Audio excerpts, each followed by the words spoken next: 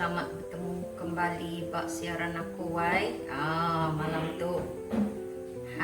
Malam ini saya nak masak buah genjer ya. Mari kita perlihatkan kepada besti-bestiku sekalian yang macam begini ya.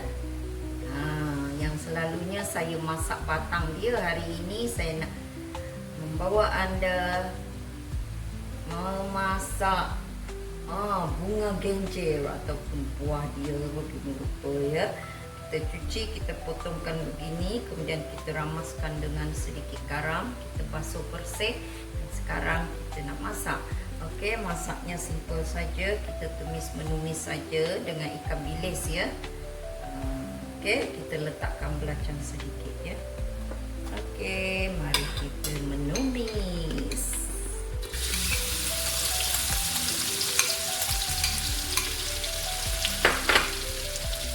Buah ni, siapa yang suka makan buah genjer rasanya pahit-pahit lemak ya.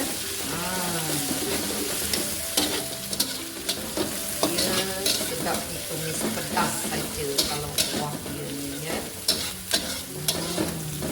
Yummy guys. Okey, tumis begini, kita masukkan belacan sedikit. Saya menggunakan air belacan ya. Dalam air belacan ni ada mengandungi gula sedikit ya. Sedikit saja untuk rasa. Sebab itu air belacan ni sesuai untuk kita menumis genjer ke makanan-makanan yang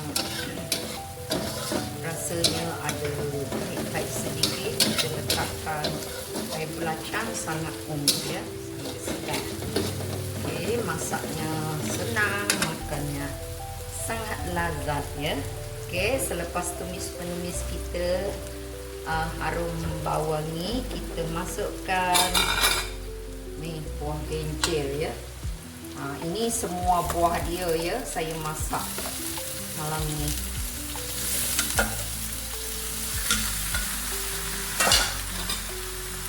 Okey, kita tumis rata.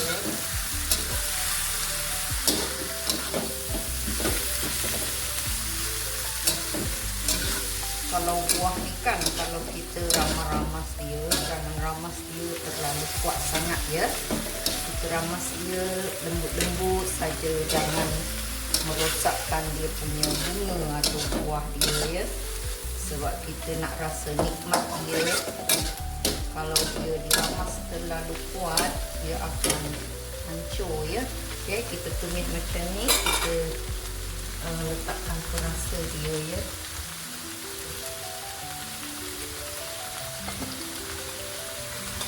Okay. Sebab dia ada saya letakkan belacan, so kita tak payah letakkan garam sebab belacan ni dia sudah manis dan masin ya. Dia banyak masin daripada manis ya. Kita tumiskan sekejap, kita cuba selepas ini ya. Kita renihkan sekejap. Okay, mari kita lihat warnanya masih menghijau guys. Saya pun nak bagi tahu kepada anda hari ini first time saya makan bunga genjer ya. Biasanya saya makan dia punya batang ya. Rupa-rupanya yang ni lagi sedap dari batang dia ya. Rasa bunga dia meletup-letup. Mari kita sajikan. Okey, rasanya sudah sesuai dengan selera kita. Saya tak letakkan garam sebab ada air belacan. Okey, kepada teman-teman sekalian, kalau nak letakkan garam boleh juga ya, kalau jenis yang suka makan masin ya.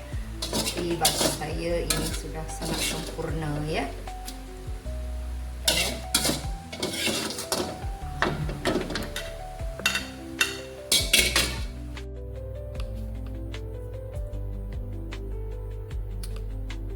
Okey, mari kita perlihatkan hidangan kedua saya malam ini, iaitu bunga genjer tumis dengan air belacan ya.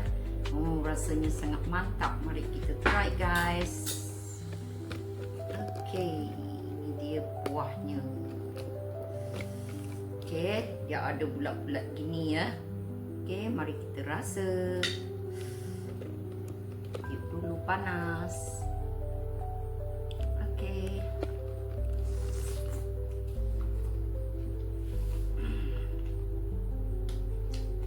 Wow. Dulu ya.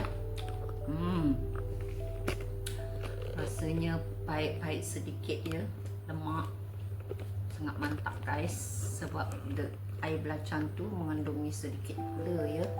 Jadi rasanya fuyo gitu ya.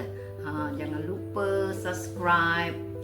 Terima kasih teman-teman online ku yang pernah menyaksikan kita buat-buat aktiviti di online ini ya. Okey, terima kasih kerana sudah menonton Antacha Channel ya.